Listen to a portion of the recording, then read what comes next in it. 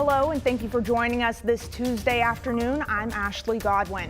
Now at noon, a body recovered in Memphis was identified as Eliza Fletcher. A closer look after the death of the teacher who was abducted while on a jog. Plus, Donald Trump was appointed a special master in his case. We'll tell you what that means for the ongoing FBI investigation. And Uvalde, Texas heads back to school today with lots of changes to make schools safer. We'll hear from parents about how they feel later. But first, meteorologist Nathan Scott joins us. We had a lot of rain yesterday, but what about today? Good afternoon, Ashley. We start off the day with plenty of sun yesterday, more of the same out there right now, but already a few showers starting to pop up in parts of the state. Temperatures warming up into the mid 80s, even 90 degrees in Camden. It's 85 in Hot Springs, 86 in Stuttgart. And you see on the visible satellite, we already have some clouds starting to percolate into the Ouachitas. Here's the radar loop. It's all quiet around Pulaski County, but there's those few showers, very quick downpours down the landscape through Garland County, western parts of Saline County, also into Hot Spring County. And the chance of showers and storms will be going up once again through the afternoon and evening hours with that daytime heating taking place. These are going to be those battleship type of showers and storms, very hit or miss. But if you get hit, you can get a pretty good downpour in your neck of the woods. Also a lot of lightning and some gusty winds. Things will start to wind down tonight. Temperatures today before the rain arrives will be able to top out to the upper 80s, possibly low 90s into South Arkansas. Thanks, Nathan. A body found this morning in a Memphis neighborhood was identified as Eliza Fletcher. Fletcher was seen being forced into an SUV while jogging in Memphis last week. Police arrested 38-year-old Cleotha Abston for the kidnapping Saturday. They were able to trace his DNA from a sandal left at the scene. He's now being charged with first-degree murder. We are still waiting to find out more about the cause of death from Memphis police. And a federal judge in Florida sided with former President Donald Trump in the fight over who should be able to look at the documents the FBI seized during their August 8th search of Trump's Florida home. Bradley Blackburn has more details from New York. A federal judge has granted former President Donald Trump's request to have an outside expert or special master review documents the FBI seized from his Mar-a-Lago home. The best way to envision a special master is to be an expert witness for the judge as opposed to for one of the parties. Judge Eileen Cannon, a Trump appointee, ordered the independent reviewer to examine the documents to search for any issues related to attorney-client or executive privilege. The ruling puts the Justice Department's investigation of the records on hold for now. It cannot continue reviewing the evidence collected until the special master's work is done.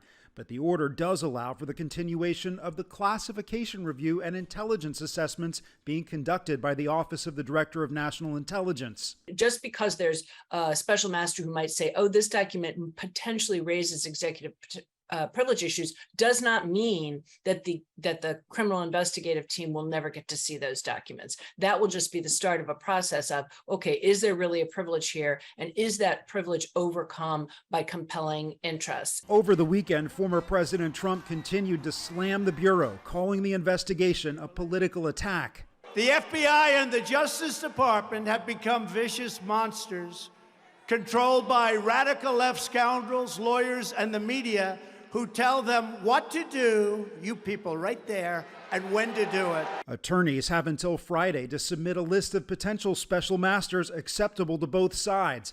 The Department of Justice can still appeal the ruling. Bradley Blackburn, CBS News, New York. And after it was announced that Liz Truss would become Great Britain's newest prime minister, she was officially appointed by the Queen today. Truss is the third female prime minister ever and replaces Boris Johnson, who resigned after a number of scandals.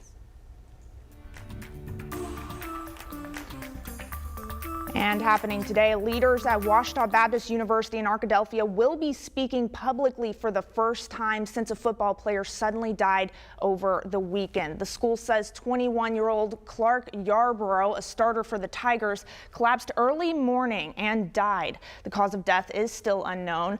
Yarborough, a defensive lineman, played in last Thursday's season opening game. Head football coach Todd Knight is expected to speak for the first time following the death at a news News Conference this morning from Arkadelphia. We'll have more from that conference tonight at 5 and 6. And the Arkansas School Safety Commission is scheduled to meet again today. It's been 1 week since the commission approved 8 new recommendations for schools. There were some starting suggestions like having body armor, ballistic helmets, and shields on hand. The School Safety Commission's final report is due to the governor in October. It'll be the group's 11th meeting since starting back after the Uvalde, Texas school shooting in May. Uvalde, Texas public schools reopened this morning for the first time since May's mass shooting. Robb Elementary, where 19 students and 2 teachers were murdered, remains closed. Other schools are now surrounded by protective fencing with additional security cameras and upgraded door locks. Some parents and students say they still don't feel safe. Lilia Luciano is in Uvalde, where she spoke to one of the families devastated by the massacre. It's just the fact that 77 minutes, you know. A lot of those kids who could have still been alive.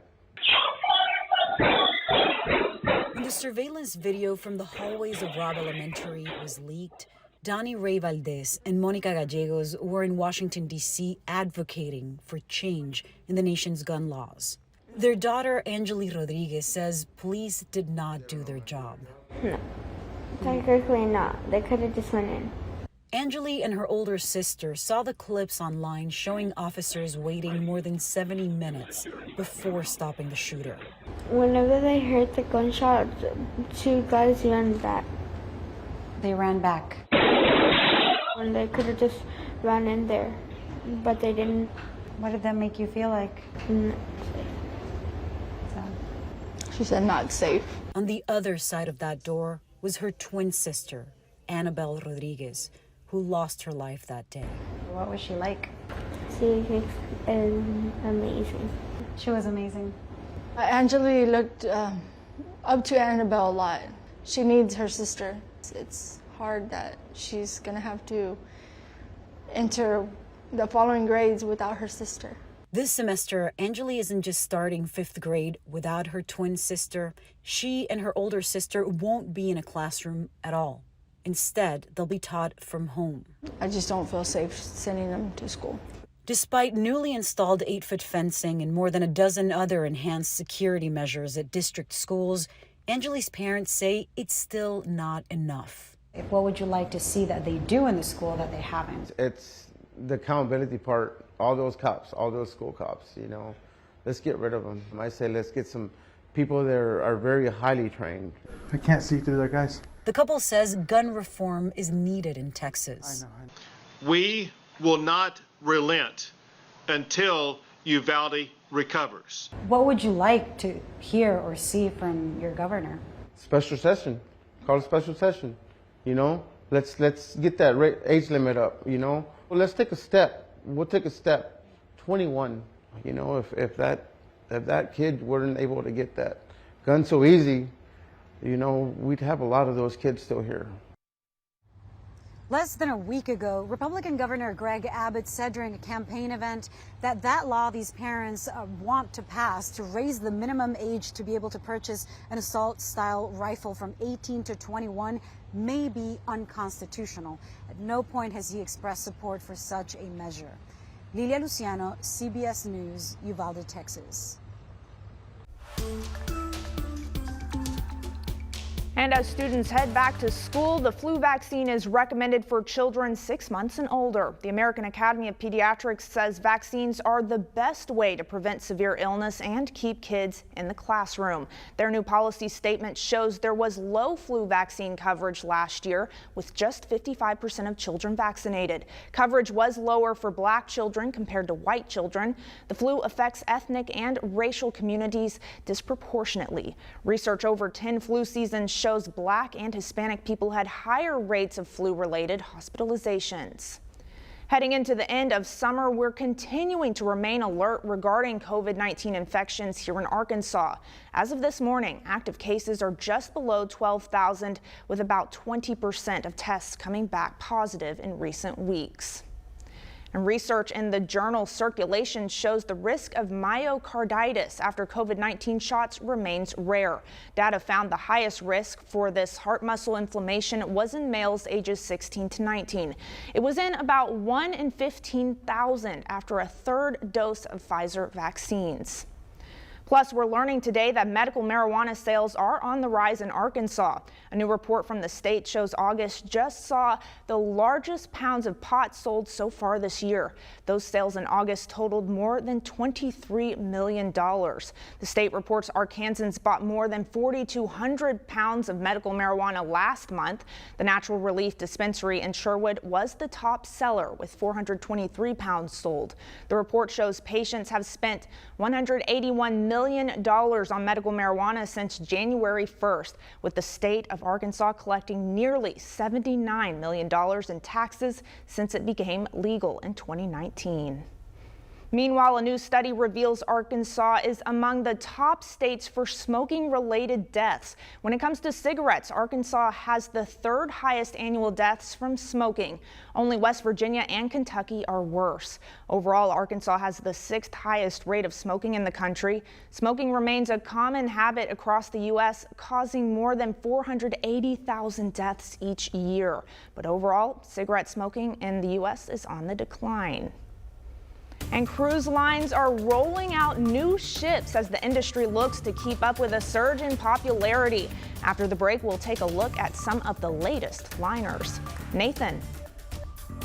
Ashley, you take a look to the west and you can see the clouds billowing in the distance. This is looking off to the east, mainly clear skies, but there's storms showing up on radar.